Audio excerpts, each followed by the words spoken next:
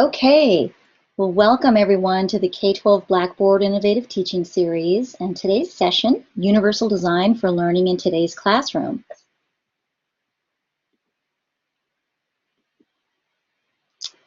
And I'm Jenny Breister. I'm on the Blackboard marketing team. Happy Friday, everybody. And I'll be serving as your moderator today, helping to field questions from the group chat. And keep in mind, we're always open to new ideas for topics for this series. So please do let me know if you're interested in presenting or know of someone who would be a good presenter for the future. We're starting to line up for our spring series as well. In a little bit, we're going to be hearing from Jeannine Richardson. She's today's presenter. Jeannine heads up our fabulous team of K-12 solutions engineers, and we're very thankful to have her here to share her expertise. So welcome, Jeannine. And I want to remind everybody that each session is being recorded. We do have a large kind of following on YouTube who like to replay these sessions, and you can certainly share them out with colleagues. To find the sessions, there's a couple of different ways you can find us. You can search for the K-12 Blackboard Innovative Teaching Series playlist on our YouTube channel, and as soon as Jeannine gets things started, I'll put a couple of links in the chat for you.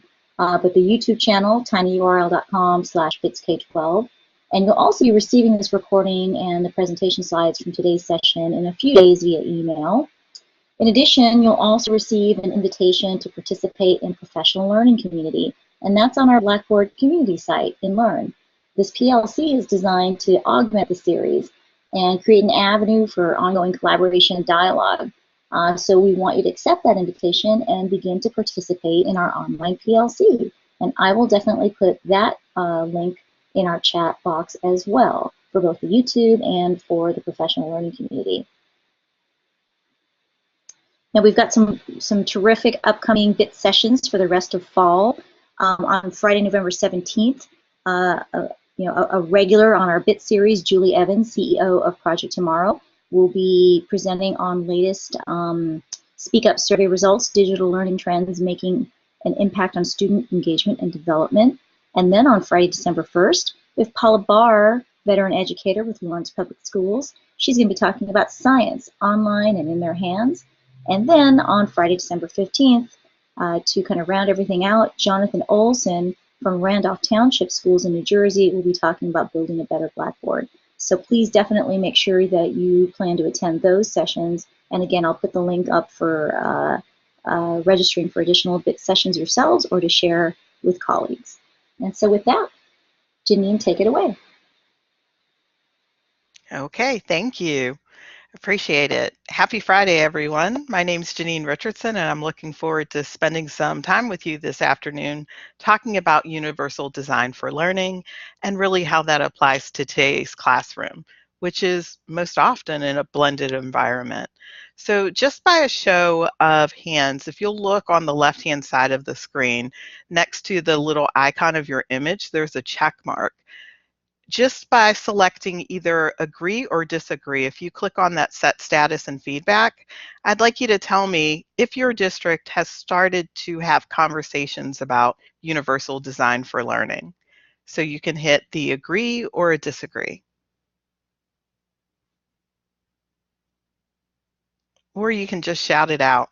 We're a small group.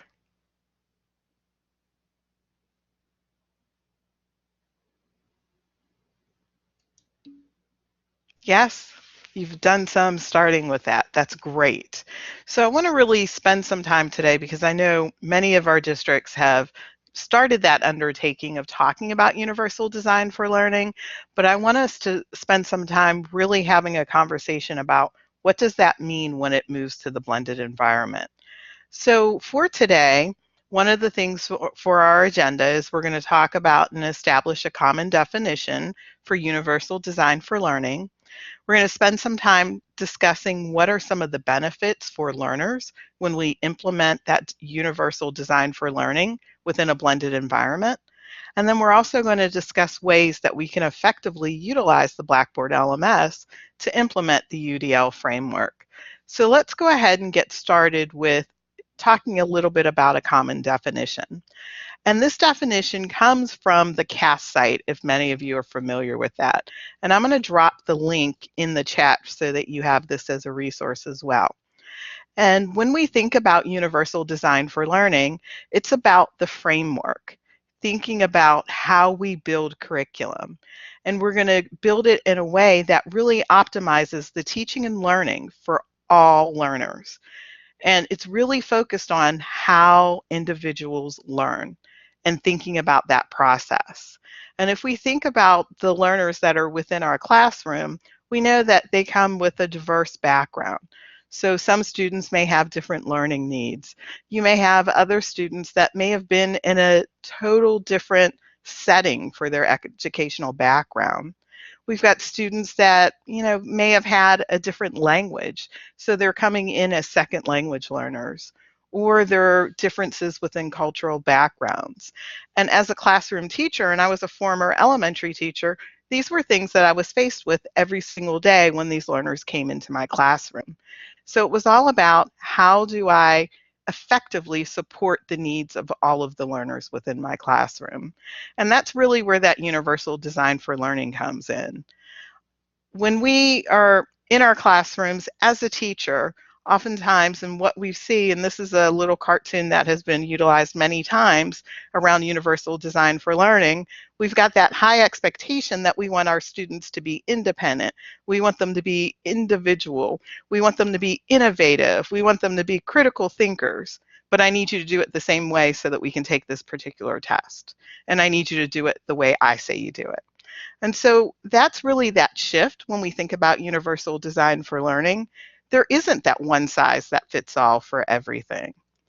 So when we think about a student that has particular needs, let's take a look at this particular example.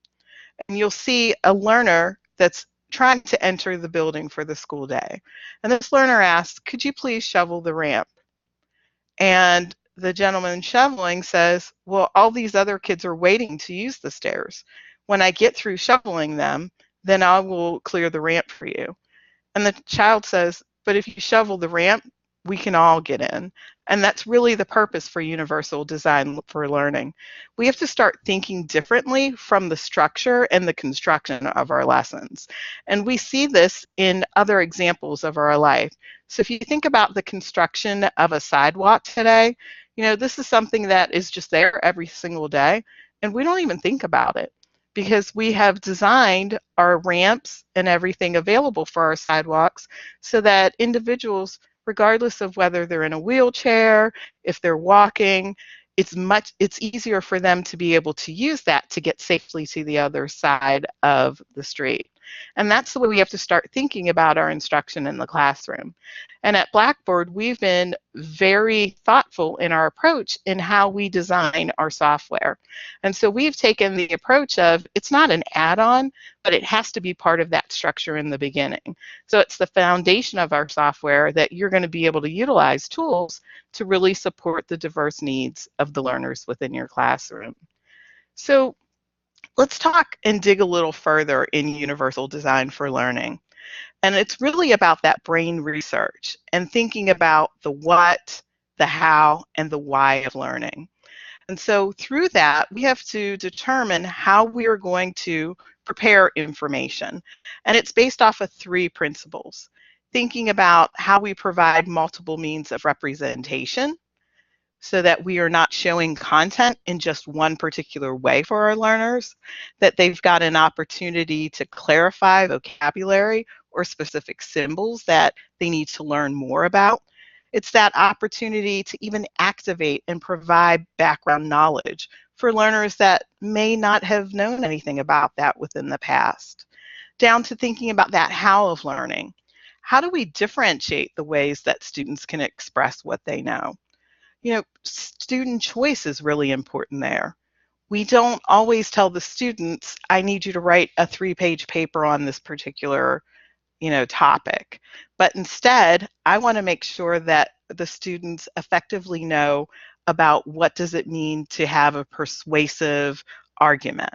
That could be in the form of words, that can be in the form of writing, that could be in a video. My goal is to make sure that those learners know that particular topic and not necessarily the way that they demonstrate their understanding for me.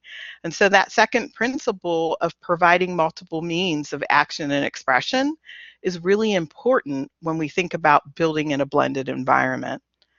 And more importantly, we also have to think about the why. How are we going to engage our learners and stimulate their interests and motivate them? And that's really focusing on providing various ways to engage learners, because we know our students are coming with various interests that are important to them, and we want to tap into that to be able to draw into them that so that those users and those learners are going to be engaged within that blended environment. And so it's extremely helpful for us to be able to utilize some of those things, capitalize on the great foundations of what we know, because quite honestly, when I think about universal design for learning, it's really good teaching and taking those practices and applying them within the blended environment so that we can utilize some of the great digital tools that we have to ensure that our learners are successful. So in thinking about supporting those diverse learners, and this is actually taken from a text that was written down back in 2002 in Teaching Every Student in the Digital Age, when we break those frameworks down and thinking about how we're going to address our diverse learners, we can break it down within the recognition network, the strategic network, as well as that affective network, because it's again about the brain research, the what of learning, the how of learning, and the why of learning. So again, it's important that we provide those multiple examples, highlight what the critical features are when we're using digital media or any kind of digital environment. Think about how we're going to provide multimedia in various formats and support that background content. And we've got to be flexible. And I think that's the key benefit that we gain from being within a blended environment. Blended environments give us that ability to have anytime, anywhere access. So it's going to transition what we're doing within that brick and mortar day to extend outside of that. And so students have the ability to practice over and over again on various skills. And we've got to give them various choice. We've got to allow them to choose some of the tools that they use, what content that they're going to be utilizing to even learn what we want them to master, and thinking about what are the various ways we're going to change for their rewards and choice, because we've got to motivate, and we know each of those learners are very different. So I'm going to jump in various environments today so that we can look at how you've got effective tools within your Blackboard LMS to really support universal design for learning. And so we're going to be honing in on thinking about the multiple means of representation, ensuring that we've got students an opportunity to choose and select what they want to learn and how they want to learn it, as well as the various ways that you're going to be able to engage your learners within that blended environment. So let me go ahead and I'm going to share my screen so that you all have an opportunity to see the various LMSs. So give me just 1 second.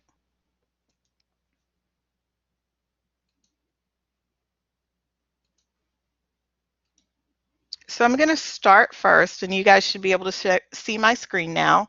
Is everyone able to see it? We good? Okay, so we're going to start inside of a Blackboard Learn environment. And I want to start by talking about how we can effectively tailor the instruction for learners.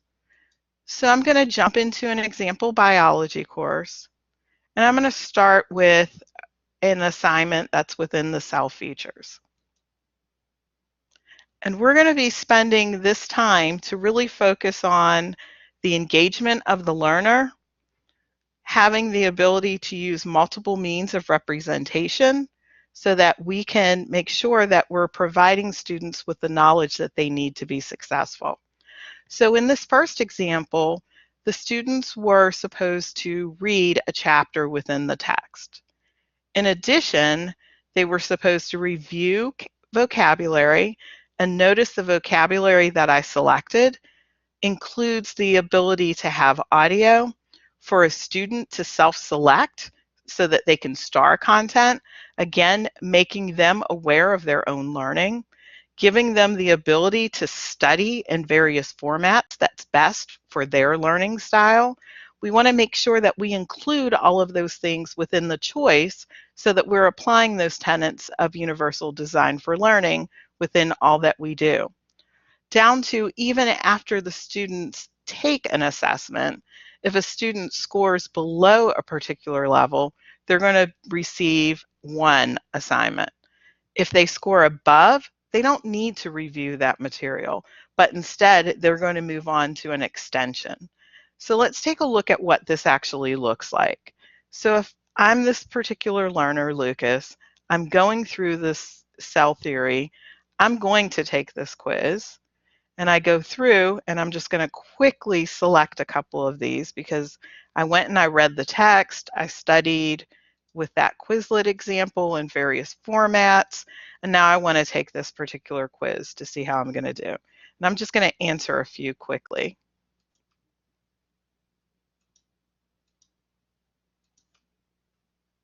So we know that feedback is an important aspect for a learner so that they can be aware of what they know and what they don't know. So when I go and I take this test, notice as you set up your assessments, and I recommend that you do this, you have the ability for those that aren't high stakes assessments, give the students the opportunity to see what did they score correct, what did they score incorrectly, and there are other ways that you can set this up so that you provide the students with an opportunity with a hint or a place to go back and review the material so that they can be the ones that are in control to go back and say, okay, I need to study this. They need to be aware of what is it that they understand and what don't they understand. And so it's really important that we do that. But notice I've changed now that I've taken this particular assessment. I've got some new content that has now opened up for me. And so now, apparently, I read it, I didn't do well on it, I need a new form of representation of that content. And so now I'm going to watch this in a video format instead. And so again, another way for that teacher to effectively utilize Blackboard tools for that learner to have another try and another attempt, because that's what that blended learning environment is going to do for you. And utilizing your tools such as adaptive release will give you the opportunity to set this up in a manner that it's going to easily and quickly provide students access to the content that they need when they need it. And so in addition to that, I can even have a discussion going so that I can ensure after the student watch the content, they gain that understanding. And so this is an introductory way of how you can effectively utilize blended learning to support some of those tenets. And so we did that multiple means of representation, provided effective feedback, and gave the students another opportunity at that particular content to learn and master the content. So another way that we can do this within the environment as well is we can give some students some opportunity to do some choice.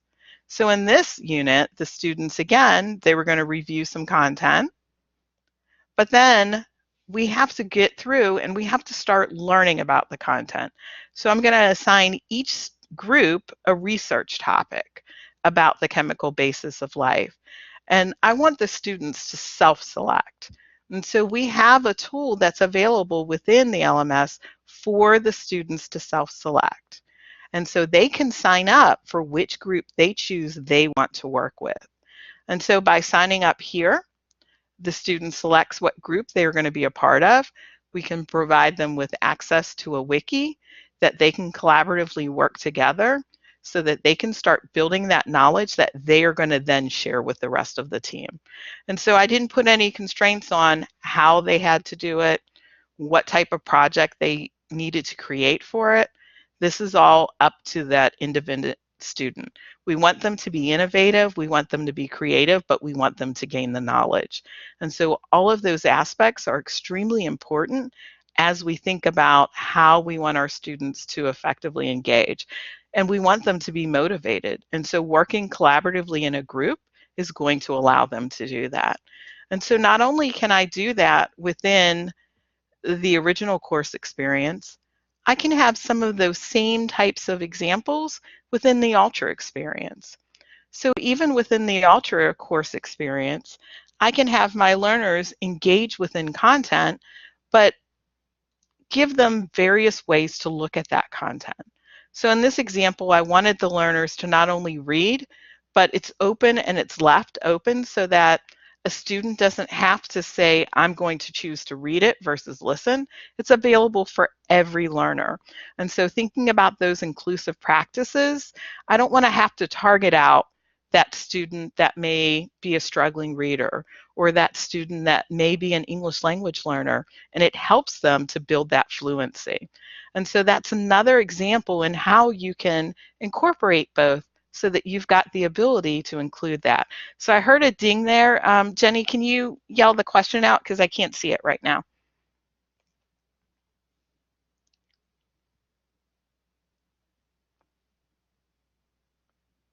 Was there a question?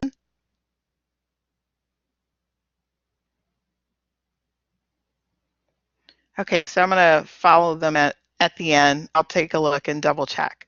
But again, this is another example how we're going to incorporate, give students various ways to be able to listen and review that content so that it's effective for them. And so we're going to make sure that we're tailored to all the needs of all of the learners. I can do the same thing incorporating with having students work collaboratively within groups. So incorporating the use of a rubric provides that effective feedback that a learner needs so that they can be self-aware of how they are going to be graded or assessed. That's very important for that student to be able to reflect, and they need to do that based upon how they are going to be evaluated. And so this helps them to determine what I need to do for this particular assignment. And so having that there on the outset is extremely beneficial. But again, providing those collaborative elements to allow a group to be able to work effectively together.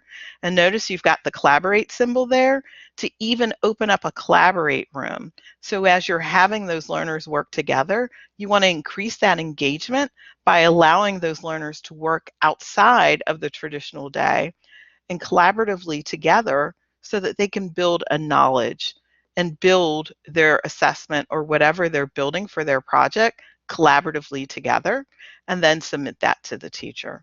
And so it's another tool that you have within your toolbox to really increase the engagement of the learners within the classroom. So I want to take that even a step further. Again, as I shared with you, Blackboard is really committed to ensuring that everyone has access to the tools that they need regardless of the solution. So I'm going to jump over now into our Blackboard Classroom solution. And I want to show you some of the same types of things and what it looks like within that different environment. Because again, we are committed to ensure that we're providing high quality access for individuals to be able to address the needs of the diverse learners within their schools. And so in this particular example, Lucas has now come into the Blackboard Classroom environment. He's going to work on this particular unit of study of the functions and graphs, but this time, notice the learner has the opportunity to pick the learning path. So again, providing that student with the opportunity for choice and having the ability to do that. And Lucas has that opportunity to reflect on what type of learner he is. Does he want to go through this work by himself within more of a traditional path? Or does he feel that he's going to learn better if he's working with a group and working and doing more of that project-based learning to master the content about functions and graphs?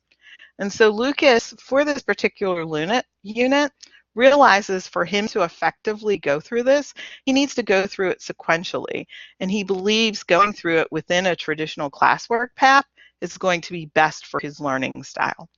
And so Lucas selects this, and now he's going to get redirected. First of all, it's going to tell him, you have now selected a traditional classroom experience. It tells him what he's going to be reviewing. And if he has questions, he can ask questions and join a collaborate session with his teacher, and tells him exactly what he's going to be reading within his digital text. So Lucas closes this, and it's going to take him directly to his activity. So now when Lucas goes in for this activity, it's going to pull up the content. And so I know exactly what I need to read. I see the content that I need to review, and I see the quiz I need to take. But notice in this environment, and this is available inside of Blackboard Learn as well, teachers often upload lots of content for learners to be able to access. And so with that, it really changes, and we really don't know how accessible is that content that the teacher is uploading. Do we know that it's going to support an English language learner? Will it support a student that may have some kind of device for a screen reader? We don't know all of that off of bat, but we have incorporated within our LMS solutions the ability to provide more accessible versions. So for that learner, and it didn't single me out, it's all about inclusive practices, a learner selects what's going to be the best version of that piece of content for me to view. Do I want to put it within an HTML content version so that if I have a screen reader, it's going to be much easier to be able to view, and it'll strip out images and things that may not be relevant? Do I want it to be in an EPUB version so I can click on it, download it to my iPad, download it to my Android device and go with it? Or if I need to have it in an electronic braille version, it will do that so that it can be consumed on displays for electronic braille, or an audio file where a student can download and listen to it. So if I know if I'm a struggling reader, I may want to listen to this, or that I just know that I learn better because I know I'm an auditory and visual learner. It's going to be important for me to listen to that content, maybe while I'm even reading. And so these features are available within all of our LMSs because we know it's important, because that's what we need to really address the needs of all the learners within our classroom. And so we've got to have the flexibility to be able to assist and support all learners. So I'm going to pause for a minute. I'm going to stop sharing and see what kind of questions do we have so far. I want you to talk to me about some of the things that you're doing. One of the things you'll find about me, I hate just talking. I want this to be engaging, and I want you guys to talk to me. So what kinds of questions do you have?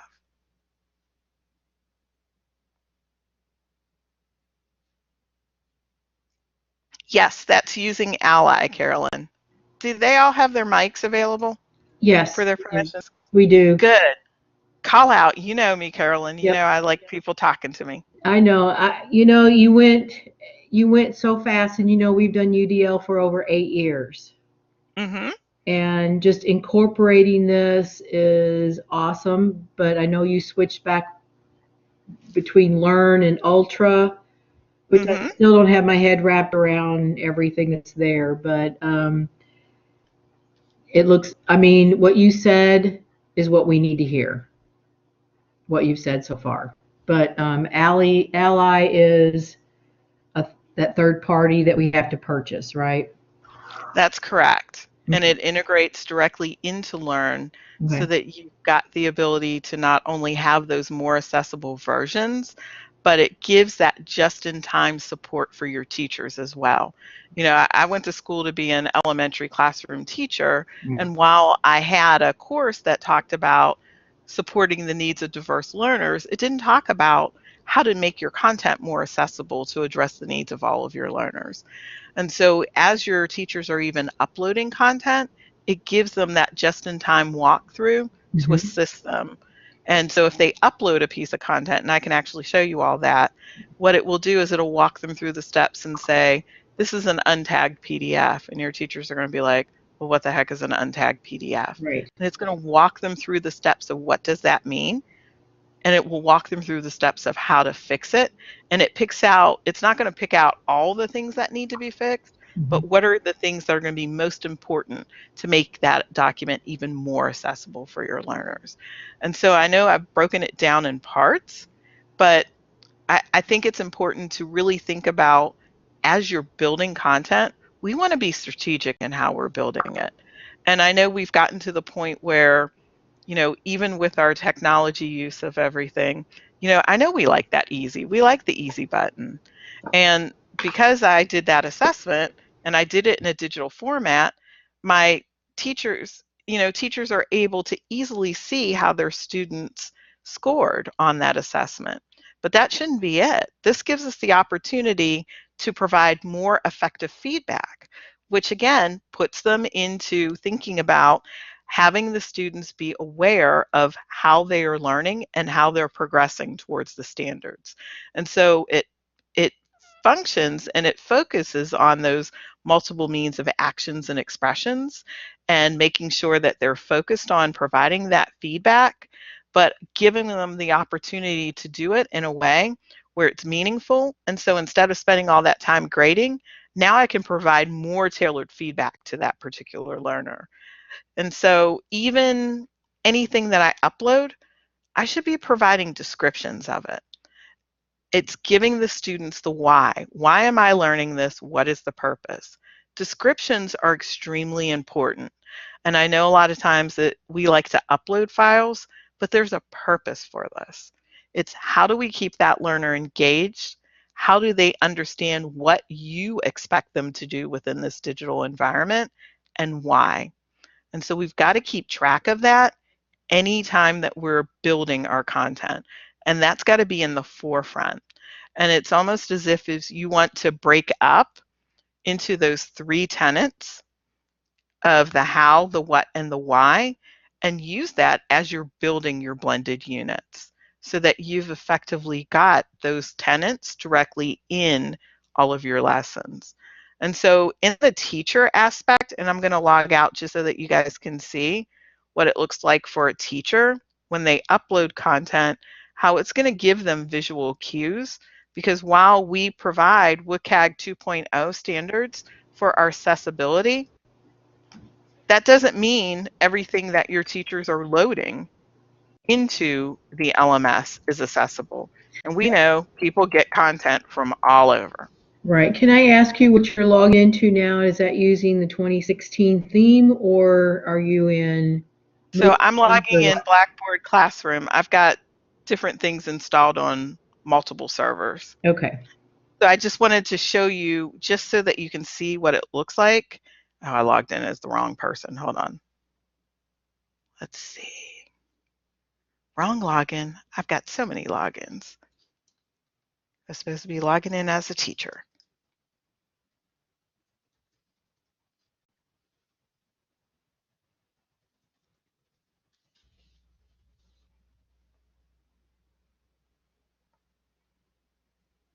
So logging in as a teacher, that same math class where I had the more accessible versions, when a teacher uploads content,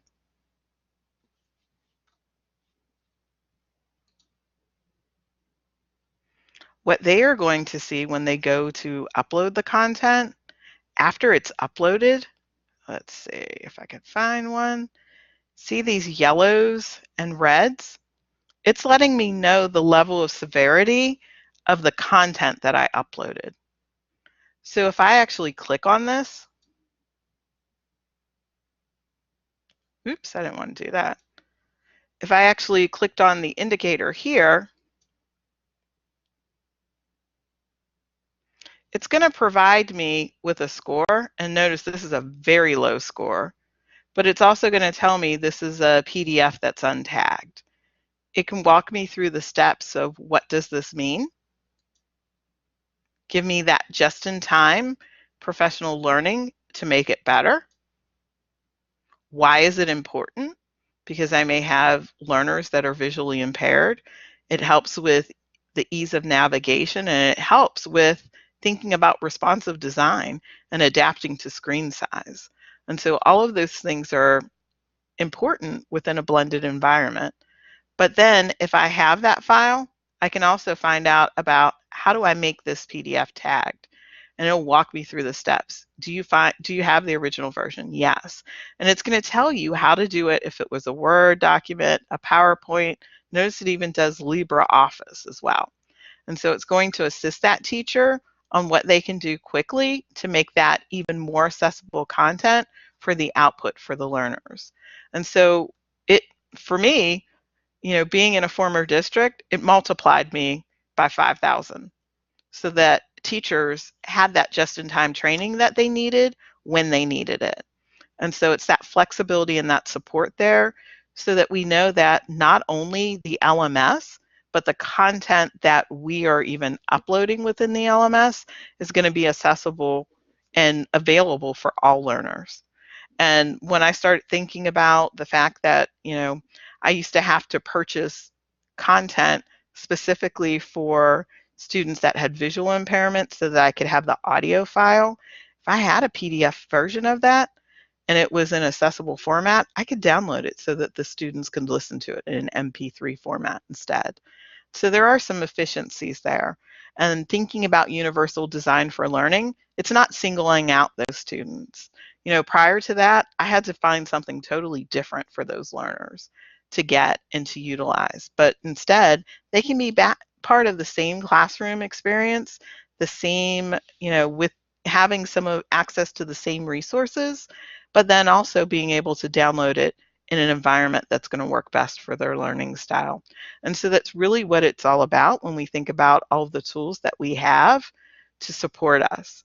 So effectively utilizing groups, another effective tool for universal design for learning. Using that adaptive release or personalized learning designer to allow either choice or to allow a learner to have a differentiated learning path because they may not have gotten it. And it gives you an opportunity to review that material in a different way. So those are some things that we need to consider as we start putting things within blended environments. So I'm going to pause because I feel like I'm talking a lot again. And let's see what kind of questions we have. And let's see.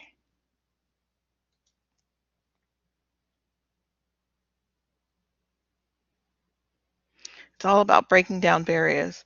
Now, many of the things that you saw, adaptive release is available in the original experience. It's not quite yet within Ultra, with the Ultra course design, but you do have access of the ability to utilize groups. Do we need to tap into Melissa's question a little more, or do you feel like you've covered that? Yes, Melissa, do you have a mic that you can use?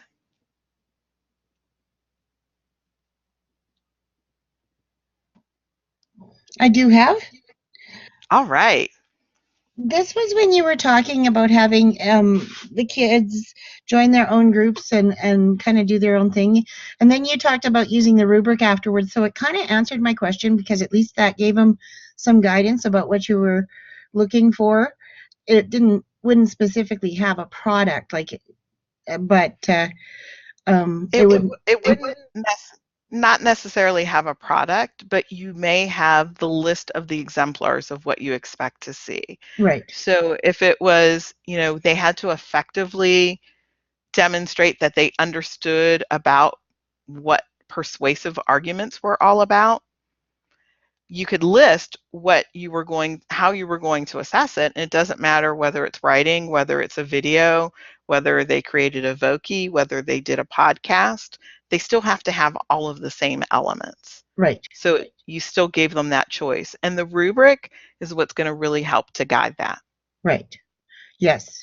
And you added, or you moved over to the rubric after I put that question up. It's like, oh, okay, I get it now. There's a rubric. Yep.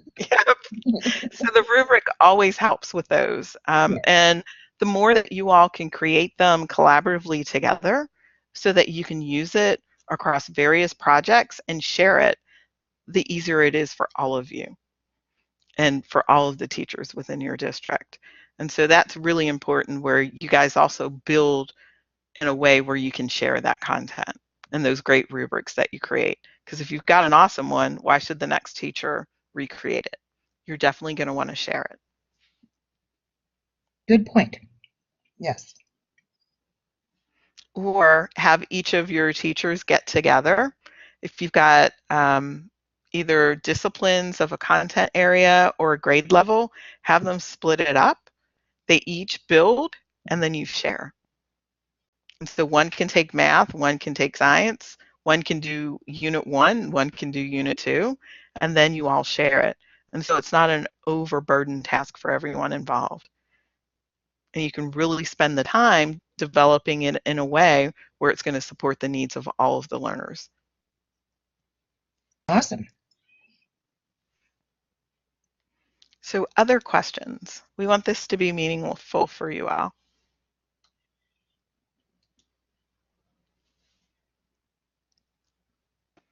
While everybody's thinking about questions, I'll put a few links to some, basic bits resources in the chat. You guys are a quiet group.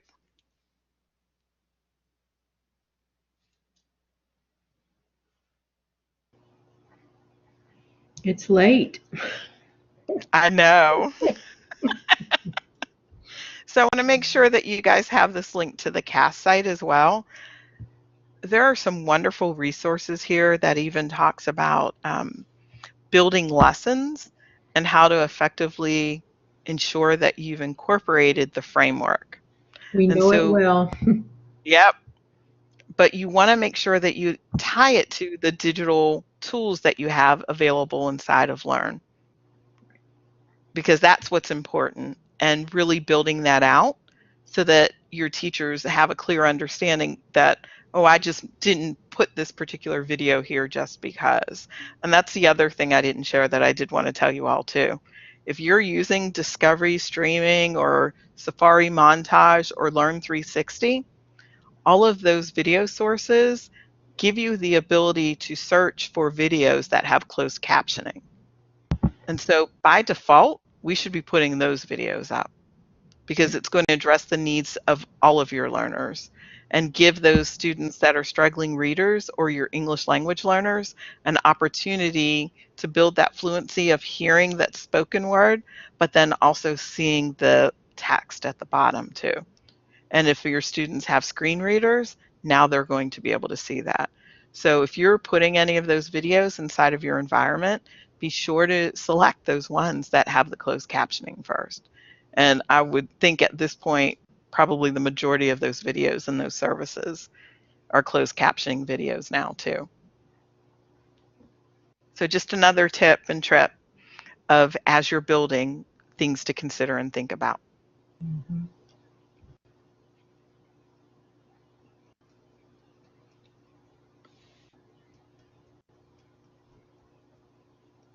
Other questions?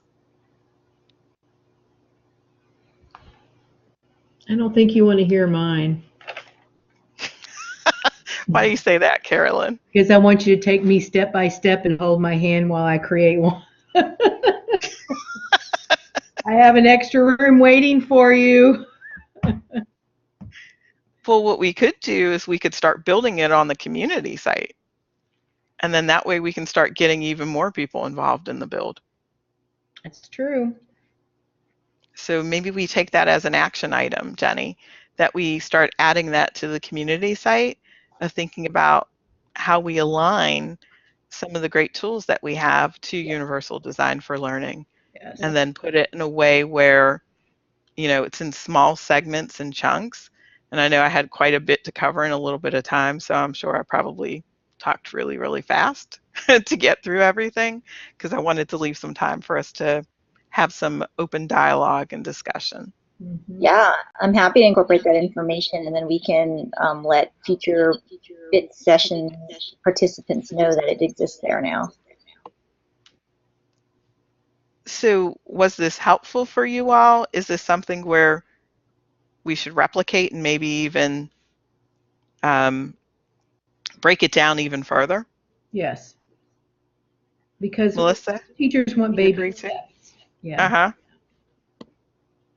And then this will be something that you'll be able to use with your teachers as well as you're doing your professional learning. Correct. Can you have it ready by Monday? 12:30. No pressure there. I have a meeting. But I'd start by really looking at those frameworks and start with the rubrics. Right. Start with, the fact that you can upload content that, like the videos that we talked about. Start with the assessments, providing feedback, giving students more than one time for mastery, giving them an opportunity for choice so that they can select what they would like to do, and making your assignments and things more open-ended so that they've got that choice and that selection. And just by doing some of those things within the blended environment, we're addressing some of those tenets in the framework of universal design for learning. Mhm. We don't want to overcomplicate it for them, but break it down in a way where they get it.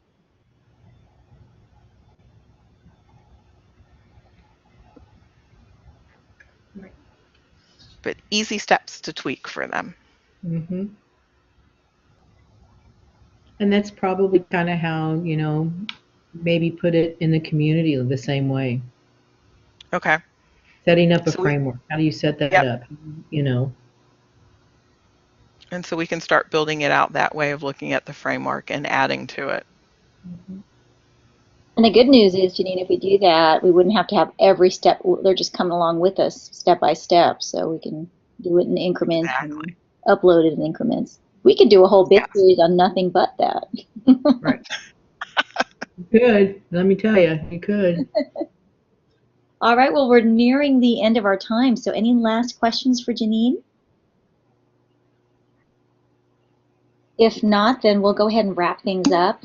We definitely want to thank Jeannine for her expertise and for joining us, and to all of you, our attendees, for participating. It was an excellent discussion, some really good feedback, and some resources that we know you're asking for that we can incorporate into the learning community. So definitely email me if you're interested in presenting, or if you have ideas for BITS presentations in the future. I'll put my email in the chat. And don't forget that all of the other links for resources for BITS are in the chat as well. And we've got upcoming sessions the next session is in a couple of weeks. So we'll look forward to seeing you there. And definitely, Caroline, we'll have access to the recording. I think it's on, Tuesday.